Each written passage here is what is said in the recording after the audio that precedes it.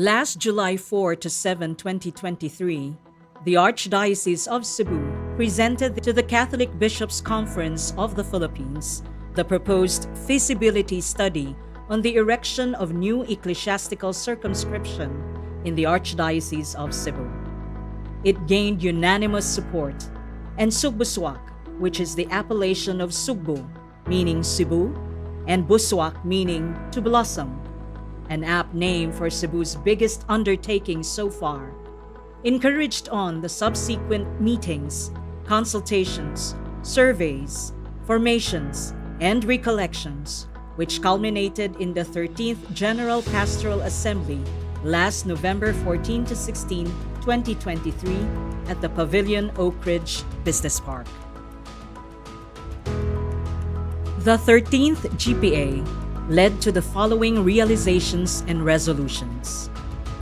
First, on geographical boundaries, that pastoral missionary effectivity is to be realized by giving birth to two proposed sees of Danao in the north and Karkar in the south.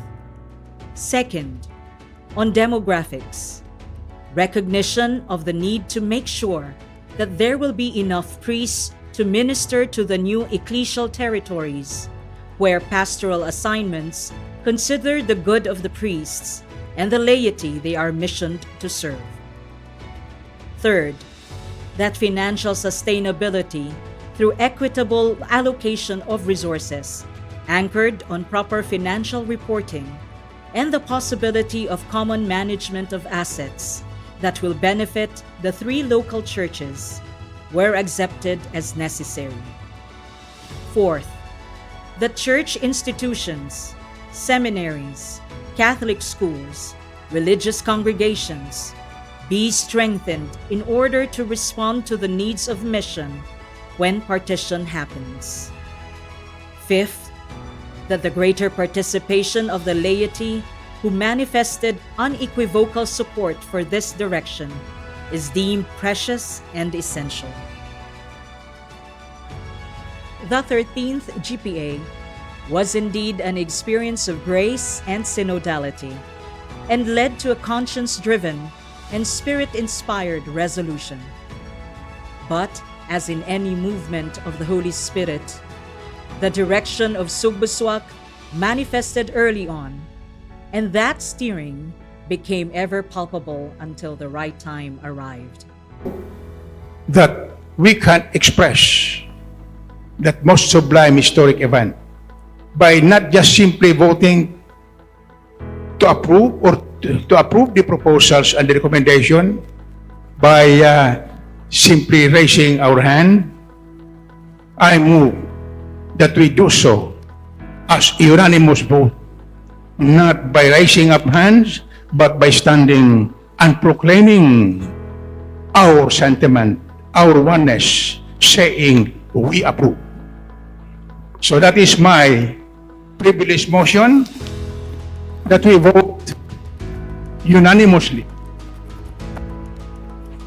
We stand to say so.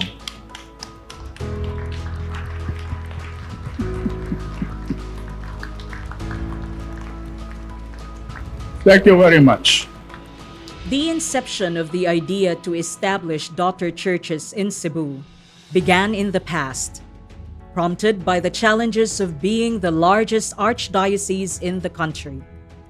The impetus for this was embedded in the Cebu Archdiocesan Priests Congress in 2002, Resolution Number 15 on Pastoral Administration, calling for a study on the partition of the Archdiocese.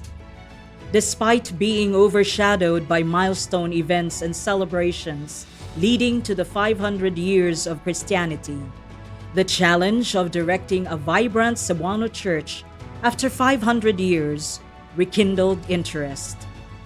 This converged with the former nuncio's inquiry on the possibility of creating new dioceses, aligning with the inspiration stirred by the Holy Spirit in the Archbishop's heart, marking a timely pursuit of spiritual desires for Cebu's future. Part of the work leading to the 13th GPA was the transition work of the identified new seats of the two new dioceses. The Santo Tomas de Villanueva parish of the proposed Diocese of Danao in the north, which is one of the oldest parishes in Cebu, created a committee to work on the planning and management of the transition of the new diocese, and was able to gather a pledge for a donation of an acre of land in Barangay Ginsay, Danao, to be the location of the bishop's residence and offices of the Curia.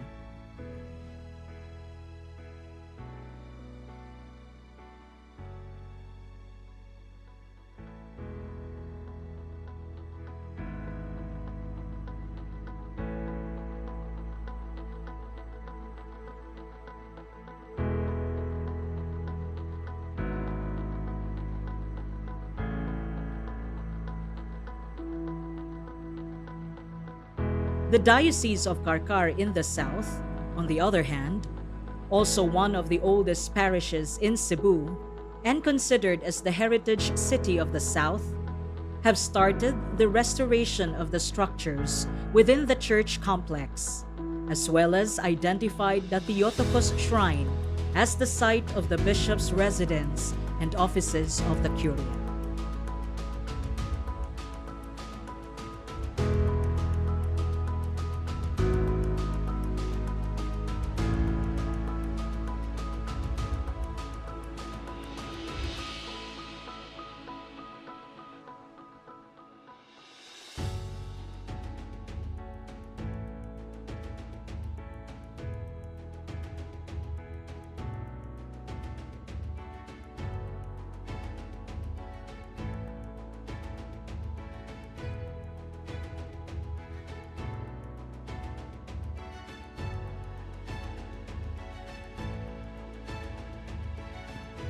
While more work will be underway to prepare for the creation of the new dioceses, and while approval of the proposal will also be awaited from the church hierarchy, we constantly but wonderfully be surprised that the blood and water that flowed from Jesus' side that created the church continue to fall on fertile land and will develop and nurture evangelization and mission for more churches to come.